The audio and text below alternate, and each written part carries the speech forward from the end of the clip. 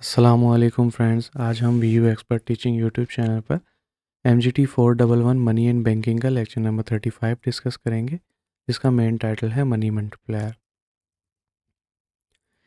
इस लेक्चर में सबसे पहले हम सिंपल डेफिनेशंस देखेंगे और डेफिनेशंस के साथ मैंने रियल लाइफ एग्जांपल भी इंक्लूड किए हैं ताकि आपके कॉन्सेप्ट्स क्लियर हो चुके हैं। सबसे पहले जो हमारे पास है वो मनी है, ठीक है। इसकी डेफिनेशंस को देखते हैं। Money is anything that people generally accept to buy goods and services. पैसा आमतौर पर उस चीज़ को कहा जाता है जिसको लोग आम तौर पर लेन देन के लिए इस्तेमाल करते हैं या चीज़ों की खरीदो फरोख्त के लिए इस्तेमाल करते हैं।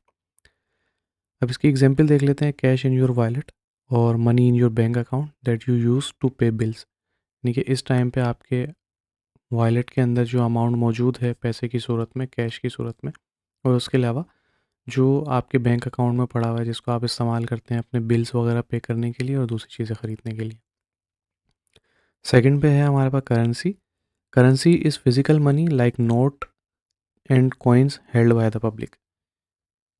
करेंसी से मुराद सिंपल ये है कि इस वक्त आपके पास कॉइन्स की शेप में, भले वो गोल्ड के कॉइन्स हो या सिल्वर के कॉइन्स हो या कोई भी ऐसा मेटल हो जो कि एक वर्थ रखता है, और उसके अलावा जो फिजिकली आपके पास पैसा पड़ा हुआ है, ठीक है, उसको हम करेंसी कहते हैं।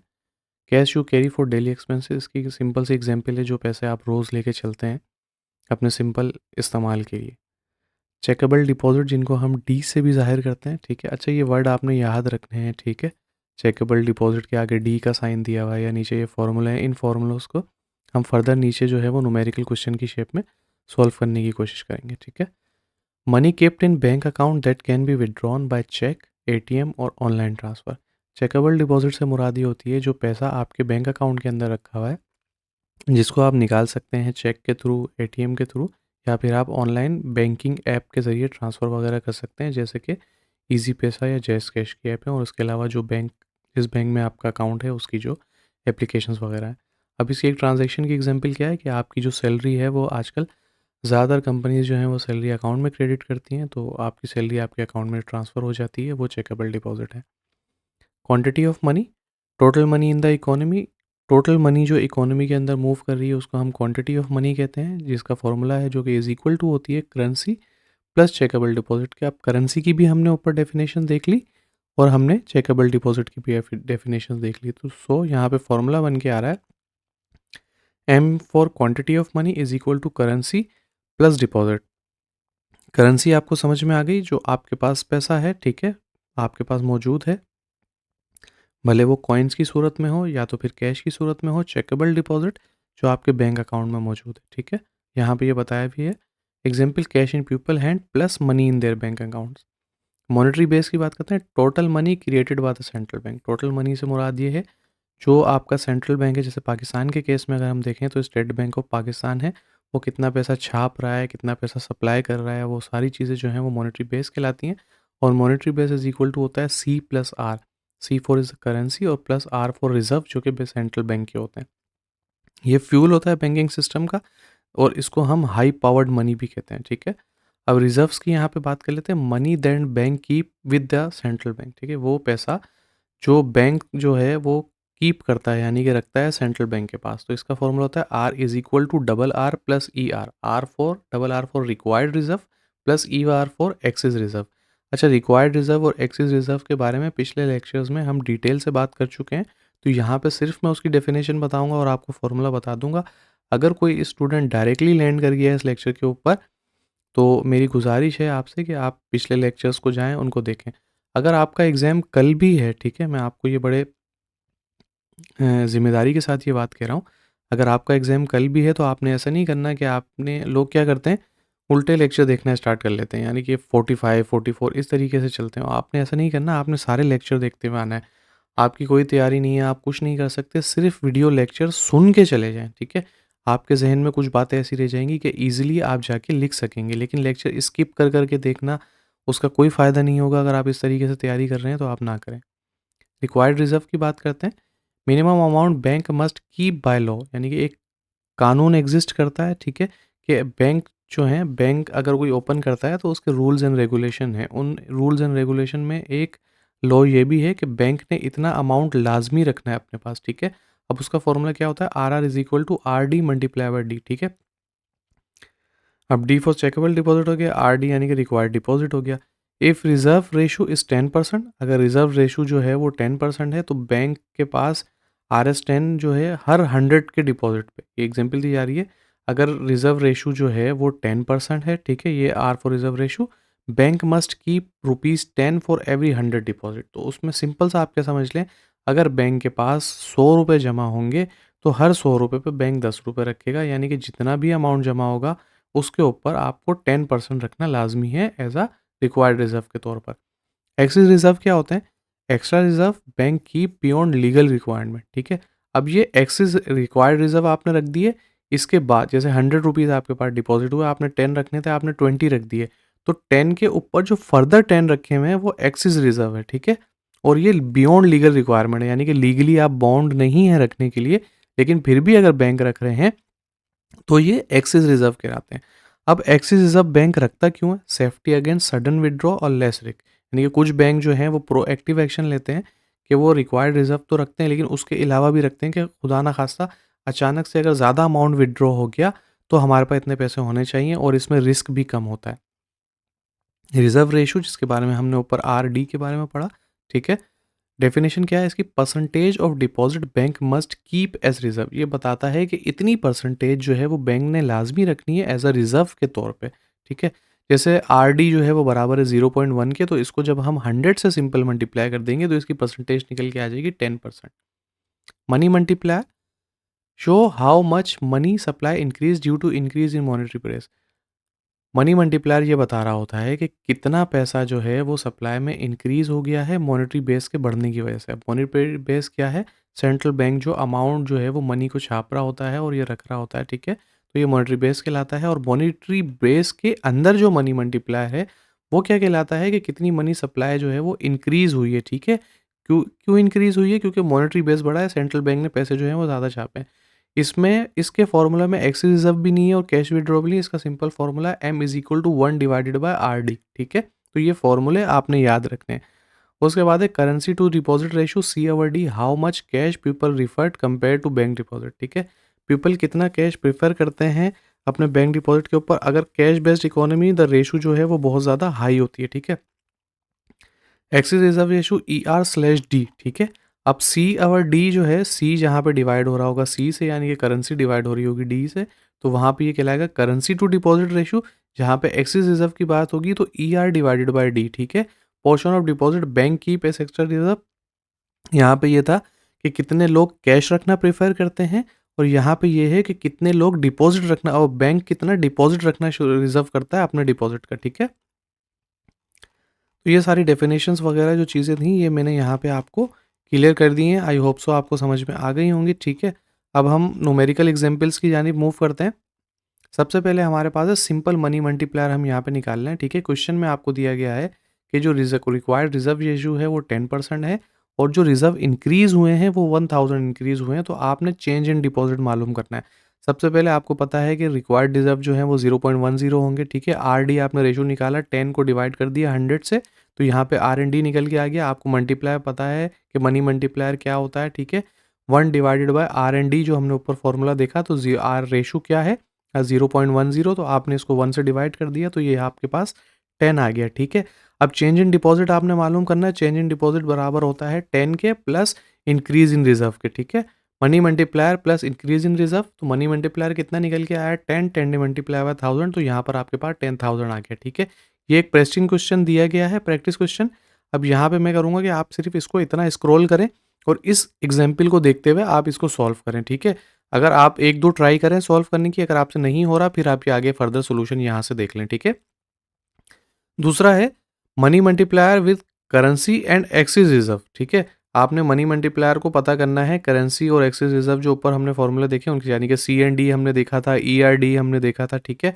तो ये फॉर्मूला पूरा आपको दिया हुआ है, M=1+C/D और 1/C/D प्लस RD और ER/D, ठीक है। ये सारे C&D हम देख कर आए हैं, ER/D की हम डेफिनेशंस देख कर आए हैं, ठीक है। तो ये सारी चीज़ें आपको गिवन है, सिंपल आपने यहाँ पे फॉर्मूला में ये सारी चीज़ें पुट करनी है। C/D क्या है? 1+C/D की जगह 0.2 आ गया, यहाँ पे C/D की जगह 0.2 आ गया, RD की जगह RD यहाँ पर आ गया। सिंपल आपने वैल्यूज़ पुट की, उनको सॉल्यूशन करते गए, यहाँ पर आपके पास 3000 आंसर आएगा, ठीक है। अब अगर आपको इसमें कोई कन्फ्यूजन हो रही है, आप वीडियो को रिवाइज़ करें, ठीक है, थोड़ा-सा पीछे करें, सी-एन-डी की डेफिनेशन देखें, ई-आर-एन-डी की डेफिनेशन देखें, इस फॉर्मूले को याद करें और एग्ज़ाम में इंशाल्लाह अगर इससे ज़्यादा कॉम्प्लिकेटेड क्वेश्चन नहीं आएगा, अगर आएगा तो आप ईज़िली सॉल्व कर पाएँगे। यानी कि इस जैसे ही क्वेश्चन आएँगे या इससे रिलेटेड वो सिर्फ़ आपसे पूछ रहा है 1 एन डिवाइडेड बाय सी-एन-डी का रेशियो दिखा दें, तो आप पता कर सकते हैं। वो बोलेगा कि भई सिर्फ़ ई-आर-एन-डी के साथ दिखा दें, एक्सेस रिज़र्व के साथ रेशियो दिखा दें, तो आप पता कर सकते हैं, ठीक है। वो थोड़ा-सा सवाल को ट्विस्ट कर सकता है, लेकिन अगर आपको ये सवाल और ये कॉन्सेप्ट समझ में आ गए, तो आप ईज़िली पेपर अटेम्प्ट कर सकते हैं, ठीक है। अब हम आगे बढ़ते हैं अपने मल्टीपल चॉइस क्वेश्चंस की तरफ। What is money multiplier? Money multiplier क्या होता है? Multiply increase money due to reserve, ठीक है। मॉनेटरी बेस में क्या क्या चीज़ें शामिल होती हैं? Currency plus reserve, required reserve और सेट बाय। रिक्वायर्ड रिजर्व किस तरीके से सेट किए जाते हैं? सेंट्रल बैंक की तरफ से सेट किए जाते हैं। हाई पावर्ड मनी किस चीज़ को हम कहते हैं? मॉनेटरी बेस को कहते हैं। इंक्रीज इन रिजर्व रेशो में इंक्रीज जो है वो क्या कॉज करता है? Decrease in money supply. Excess reserve जो हैं वो होल्ड किए जाते हैं या हेल्ड किए जाते हैं, क्यों? सेफ्टी के तौर पे। If people hold more cash, money supply, अगर लोग ज़्यादा कैश होल्ड करना शुरू कर देंगे तो मनी सप्लाई क्या होगी? डिक्रीज़ होना शुरू हो जाएगी। Which control monetary base? Monetary base को कौन कंट्रोल करता है? सेंट्रल बैंक कंट्रोल करता है। फेडरल फंड रेट क्या होते हैं? ओवर ओवरसाइड बैंक लेंडिंग रेट होते हैं। ओपन मार्केट ऑपरेशन का क्या मतलब होता है? Buying and selling securities. Subjective question हम यहाँ पर देखते हैं, ठीक है। सर कुछ आपके पास 3 मार्क्स के क्वेश्चन आते हैं, कुछ आपके पास 5 मार्क्स के क्वेश्चन आते हैं। तो हमने यहाँ पे 3 मार्क्स के क्वेश्चन भी इंक्लूड किए हैं और 5 मार्क के क्वेश्चन भी इंक्लूड किए हैं। सबसे पहले डिफाइन मनी मल्टीप्लायर। आपने ये बताना है कि मनी मल्टीप्लायर क्या होता है। Money multiplier shows how much total money supply increase due to a change in monetary base. It depend on reserve ratio, excess reserve and currency holding. Money multiplier आपको ये बताता है कि कितनी पैसे की सप्लाई जो है वो इंक्रीज़ हुई है, किस वजह से इंक्रीज़ हुई है, क्योंकि मॉनेटरी बेस में चेंज आया। मॉनेटरी बेस क्या होता है कि सेंट्रल बैंक जो है वो पैसे को कंट्रोल करता है, पैसे की प्रिंटिंग को और सारी चीज़ों को, सप्लाई को कंट्रोल करता है। तो उसमें जब वो चेंज लाता है तो मनी की सप्लाई जो है वो इंक्रीज़ होती है। अब कितनी इंक्रीज़ होती है वो आपको मनी मल्टीप्लायर बताता है। मनी मल्टीप्लायर का ऊपर हम फॉर्मूला देख चुके हैं, ठीक है। और ये किस किस चीज़ पे डिपेंड कर रहा होता है? ये रिज़र्व रेशियो पे डिपेंड कर रहा होता है, एक्सेस रिज़र्व पे डिपेंड कर रहा होता है और करेंसी होल्डिंग पे डिपेंड कर रहा होता है। इन सारी चीज़ों की डेफिनेशन ऊपर मैं आपको ईज़ी तरीके से बता चुका हूँ रियल लाइफ एग्जांपल के साथ। What is high powered money? High powered money क्या होती है? High powered money is a monetary base control by the central bank. High powered money ये होती है, मॉनेटरी बेस ही होती है जिसको कंट्रोल किया जाता है सेंट्रल बैंक की तरफ से। It include currency and bank reserve. इसके अंदर इंक्लूडेड होते हैं करेंसी और bank reserve. Why do bank hold excess reserve? Bank जो है वो एक्स रिजर्व को क्यों होल्ड करता है?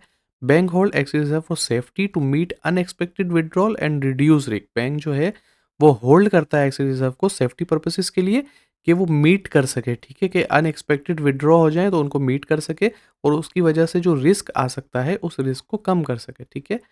अब हम लॉन्ग क्वेश्चन देखते हैं जो कि 5 मार्क्स के हैं। Explain the process of deposit expansion. आपने ये बताना है कि वो कौन सा प्रोसेस होता है जिसके ज़रिए जो है वो डिपॉजिट जो है वो एक्सपेंशन करता है। Deposit expansion occur when bank lend excess reserve, ठीक है। डिपॉजिट जब एक्सपेंड करता है जब बैंक जो है उनके पास जो है इजाफी एक्सेस रिजर्व जो होते हैं उनको लोन पर देना शुरू करता है। Each loan become a deposit in another bank leading to multiple increase in total deposit. हर लोन जो बैंक देता है वो डिपॉजिट हो जाता है किसी ना किसी और बैंक में जाके। अब इस तरीके से जब ये चीज़ मल्टीपल टाइम होती है तो ओवरऑल क्या होता है, इसके इम्पैक्ट से टोटल डिपॉजिट जो है वो बढ़ता चले जाता है। The size depend on the reserve ratio. इसका साइज डिपेंड करता है रिजर्व रेशो के ऊपर। A lower reserve ratio lead to higher expansion. अगर रिजर्व रेशो लोअर होगा तो एक्सपेंशन जो है वो हायर होगी। ये प्रोसेस कंटिन्यू होगा until no excess reserve remain. ये प्रोसेस कंटिन्यू चलता रहता है जब तक कोई भी एक्सी रिजर्व नहीं बचते, ठीक है। Explain factor affecting money supply. आपने ये बताना है वो कौन से फैक्टर होते हैं जो मनी सप्लाई को अफेक्ट कर रहे होते हैं।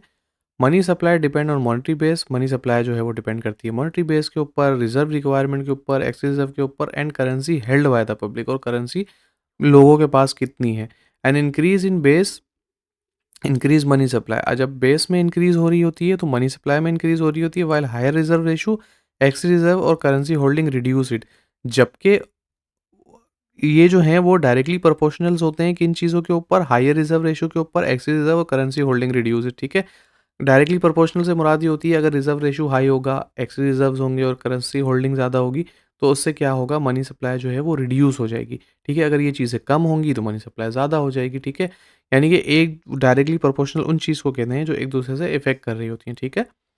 Explain central bank monetary policy tool. आपने सेंट्रल बैंक की मॉनेटरी पॉलिसी जो है उनके टूल्स को आपने बताना है। The central bank control money supply using 3 tool. Central bank जो है वो मनी सप्लाई को कंट्रोल करता है 3 टूल्स का इस्तेमाल करके। पहला है टारगेट फेडरल फंड रेट, दूसरा है discount rate and reserve requirement. Open market operation are used to control reserve and interest rate effectively. Open market के ऑपरेशंस होते हैं उनके ज़रिए कंट्रोल किया जा रहा होता है रिज़र्व्स को और इंटरेस्ट रेट को। आप अक्सर ये खबर सुनते हैं कि स्टेट बैंक ऑफ पाकिस्तान ने शरह सूद जो है वो इतनी फ़ीसद कर दी, इतनी फ़ीसद कर दी। तो वो सारी चीज़ें इसीलिए हो रही होती हैं, मॉनेटरी पॉलिसी का हिस्सा होती हैं और उसके ज़रिए जो है वो मनी की सप्लाई को और दूसरी चीज़ों को कंट्रोल किया जा रहा होता है, ठीक है? अब आप उस न्यूज़ को यहाँ पर प्रैक्टिकली जो चीज़ आप पढ़ रहे हैं, समझ रहे हैं, उसके साथ जो है वो आप जोड़ सकते हैं। तो गाइज़ ये था आज का लेक्चर। आई होप सो आपको लेक्चर अच्छा हो लगा होगा। आप हमारी वीडियोज़ में किस तरीके की इम्प्रूवमेंट चाहते हैं, आपकी जो सजेशन है वो हमें ज़रूर बताएँ। अगर आप ये नोट्स हासिल करना चाहते हैं तो वीडियो के डिस्क्रिप्शन में ईमेल आईडी मौजूद है और व्हाट्सएप ग्रुप का लिंक मौजूद है, ठीक है?